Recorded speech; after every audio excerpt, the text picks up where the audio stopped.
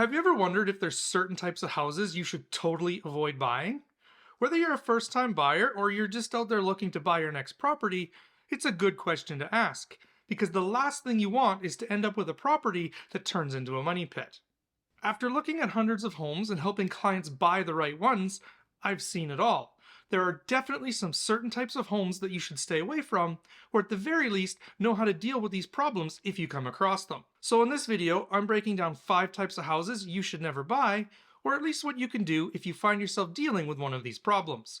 Oh, and make sure you stick around until the end, because I'll go over one bonus problem that might not be that easy to find, but could end up costing you a lot of money down the road. In this episode of Buyers Beware, we're going to break down 5 types of houses you should never buy that could end up costing you a lot of money down the road. But I'll also let you know how you can avoid or remedy these problems if you find yourself faced with one of them, so you don't become a buyer that's full of regret. But before we get into it, I'm Tyrell Boake, a realtor in Kelowna, and on this channel, I help you navigate the real estate market and provide you with useful information so you can make informed decisions that make sense for you.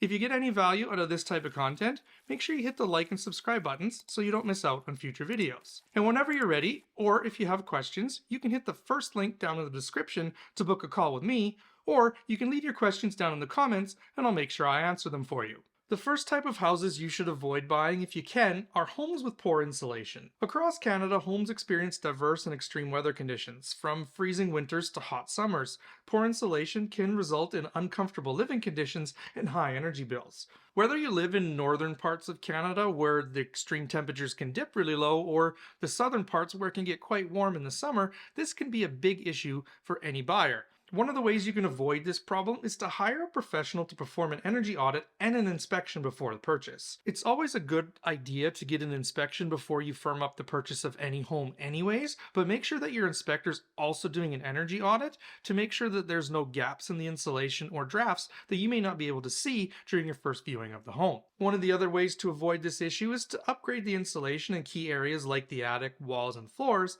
and to install modern energy efficient windows and doors. This problem isn't the end of the world, but it's definitely something that you need to be aware of, and if you don't deal with it as soon as you move into the home, your energy bills and your frustrations are going to grow with every passing day.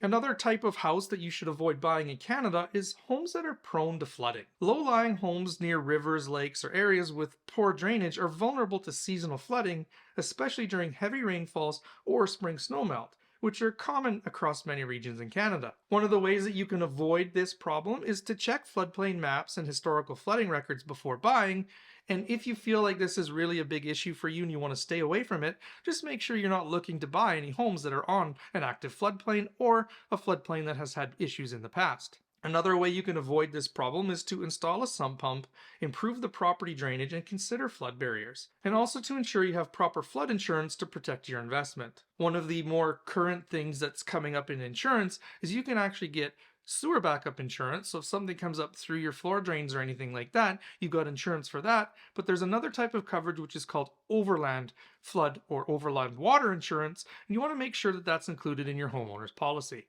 Another type of house that you should avoid buying in Canada are homes with outdated electrical systems. Many older homes in Canada, especially those built before 1970s, may have outdated wiring, including things like knob and tube or aluminum wiring or undersized electrical panels.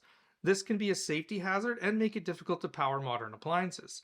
I've seen this quite a few times, especially in some homes that have had an addition built onto them. They haven't upgraded the size of the panel, and it's not able to handle all of the electricity necessities or electronic requirements of the home. So make sure this is something that your inspector checks as well. One of the ways to avoid this, as I mentioned, is to have a certified electrician inspect the home's electrical system and to upgrade to modern wiring and panels that meet current safety codes and energy needs. Another type of house that you should avoid buying in Canada are homes with poor ventilation or mold issues. Homes with poor ventilation can trap moisture, leading to mold growth, which is a common issue in basements, crawl spaces, and bathrooms across Canada. Mold poses significant health risks, particularly for those with allergies or respiratory issues. This is something that I especially look for every time that I'm doing a preview or looking at a home with clients. And clients that have been out with me more than once or twice always tend to laugh, because the first thing that I look at when I walk into a home, while the buyers are looking at the number of bedrooms and bathrooms and admiring the type of flooring, is I look at the ceiling. Looking at the ceiling is a good way to see if there's been past flooding in a home, issues with the roof or a bathroom or a toilet that's leaked, and there's usually staining or evidence that there's been water damage, and this is definitely something that we want to check to make sure that there's no mold issues and that the problem's been remediated.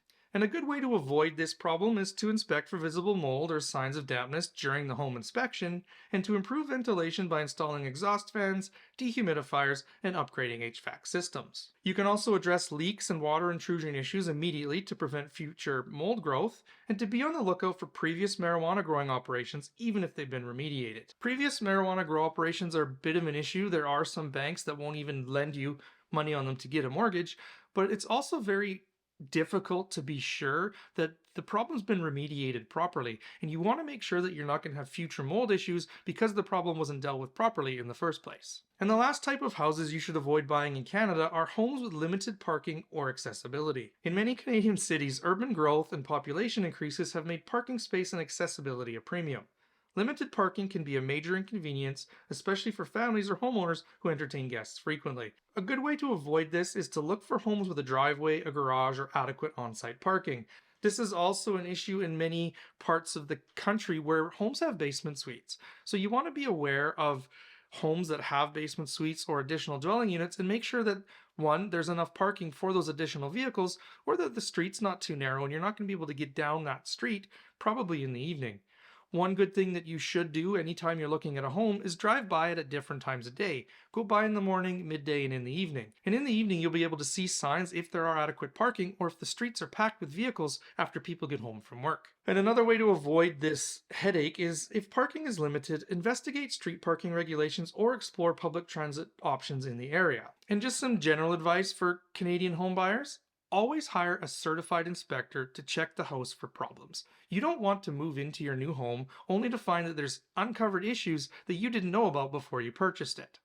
Also, you want to research the neighborhood's risks, amenities, and infrastructure to ensure the home meets your needs, and to be prepared to budget for repairs or upgrades to address any concerns. And at the start of the video, I told you I'd let you know a bonus issue that I see quite often in homes, and something that's not as easy to find, but could cost you a lot of money in the long run. You want to avoid homes with poly plumbing. Polybutylene plumbing is a widespread issue across Canada, especially in homes built between the late 1970s and the mid 1990s. And I've been seeing this a lot in certain communities in my own market. There's a lot of homes that were built in the early 1990s that have this issue with poly plumbing. Homes with poly plumbing can be problematic because of the material degradation. Poly pipes degrade over time due to exposure to chlorine in municipal water systems and high water temperatures.